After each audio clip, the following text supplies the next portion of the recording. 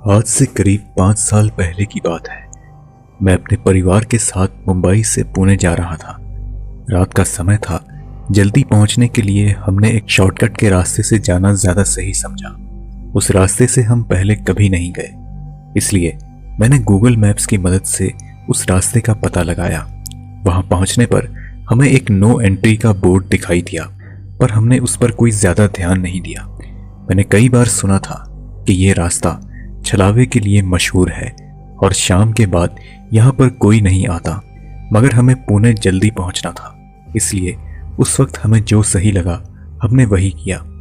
वहां पर एक बूढ़ी औरत हमें दिखाई दी। हमने उससे इस रास्ते के बारे में पूछा तो उसने कहा कि यह रास्ता पुणे की तरफ ही जाता है। हम थोड़ा आगे चले ही थे कि तभी वो बूढ़ी औरत अचानक गायब हो गई। मैंने पापा को जब ये बात बताई तो उन्होंने कहा कि ये मेरा वहम है, पर तभी अचानक मेरे दादाजी को एक काला साया तेजी से हमारी गाड़ी की तरफ बढ़ता हुआ दिखाई दिया, लेकिन उनकी बात पर किसी ने ध्यान नहीं दिया। थोड़ी देर बाद एक आदमी बाइक पर अचानक गन लेकर हमारी गाड़ी के सामने आ खड़ा हुआ। वो काफी गुस्से में था। उसने हमें रोकने की भी कोशिश की। इससे पहले कि वो हमें कुछ कहता, पापा ने तुरंत गाड़ी आगे बढ़ा ली। थोड़ा आगे चलने पर हमारी गाड़ी अचानक खराब हो गई और बाद में एक अज्ञात शख्स हमारी गाड़ी का दरवाजा खटखटाने लगा और बोला, साहब, मैं अंधेरे में रास्ता भटक चुका हूं, क्या आप मुझे पहुंचा देंगे? मैं एक कार मैकेनिक हूं, आप चाहें तो मैं आपकी गाड़ी ठीक कर सकता हूं। गाड़ी ठीक करने के बाद पापा ने उसे हमारी गाड़ी की पिछली सीट पर बैठा दिया। रास्ते में वो हमसे कहने लगा, साहब, ये रास्ता छलावे के लिए मशहूर है।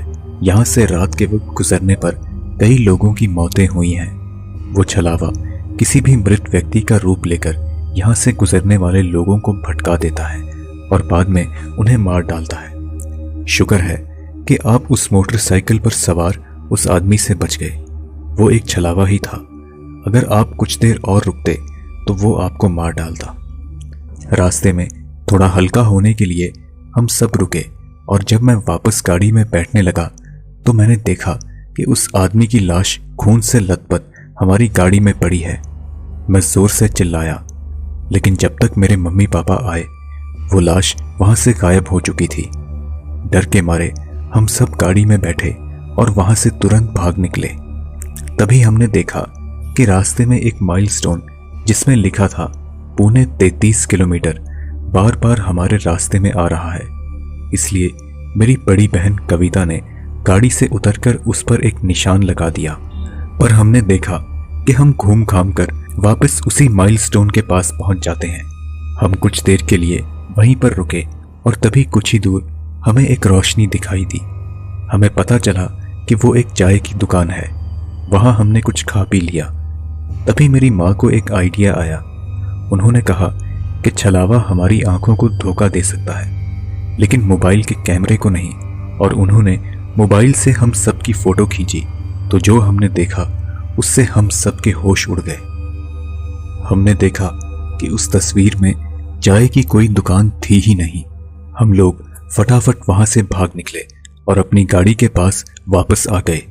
उतने में मोटर बाइक पर सवार वही गन वाला आदमी हमारे पास आ खड़ा हुआ और गुस्से में बोला, मैंने आपसे मना किया था ना कि इस रास्ते से मत जाओ।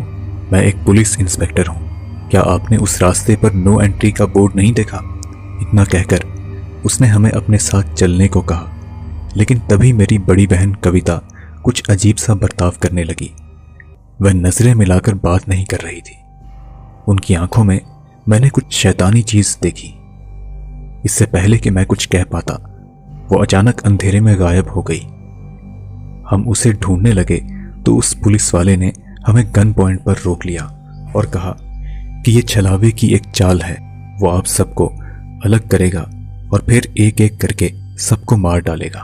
वो कविता नहीं बल्कि उसके रूप में एक छलावा ही था। आप सब मेरे साथ चलिए। लेकिन मेरे दादाजी ने उसकी बात नहीं सुनी और कविता को ढूंढने निकल पड़े। वो पुलिस वाला हमें अपने थाने ले आया। वह बोला, अब आप लोग बिल्कुल सुरक्षित हैं, आपको घबराने की कोई जरूरत नहीं। दरअसल जिस आदमी को आपने लिफ्ट दी थी उसकी मौत आज से 1 हफ्ते पहले एक्सीडेंट में हो चुकी है। यह सुनकर हम लोग बेहद चौंक गए। तभी हमने दादाजी को वहां आते हुए देखा, लेकिन उनका बर्ताव देखकर हम सबको कुछ अजीब लगा। कविता की तरह वह भी हमसे आंखें मिलाकर बात नहीं कर रहे थे। हमने फटाफट दरवाजा बंद कर दिया और मम्मी ने मोबाइल फोन से जब दादाजी की तस्वीर निकाली तो देखा उस तस्वीर में कोई नहीं था। हम तुरंत समझ गए कि अब छलावे ने दादाजी का रूप ले लिया है। उतने में कविता भी हमें ढूंढते हुए हमारे पास आ पहुंची। शुक्र की बात यह थी कि वो बिल्कुल सही सलामत थी। उसने कहा कि जब हम लोग चाय की दुकान से भाग रहे थे तब वह अचानक अंधेरे में रास्ता भटक चुकी थी और किसी तरह हमें ढूंढते हुए हमारे पास आ पहुंची। अगली सुबह उस पुलिस वाले की मदद से हम वहां से निकलने में कामयाब रहे, लेकिन उस माइलस्टोन के पास जहां हमारी गाड़ी खड़ी थी वहां हमें दादाजी की लाश मिली। इस हादसे में मैंने अपने दादाजी को खो दिया। साथ ही साथ जिस पुलिस वाले ने बचने में हमारी मदद की थी उसको बाद में फिर कभी नहीं देखा गया। दोस्तों, आप मेरे इंस्टाग्राम अकाउंट पर मुझे फॉलो कर सकते हैं, जहां पर आप मुझे पर्सनली मैसेज भी कर सकते हैं। आप अपने विचार हमें कमेंट्स के माध्यम से जरूर बताएं।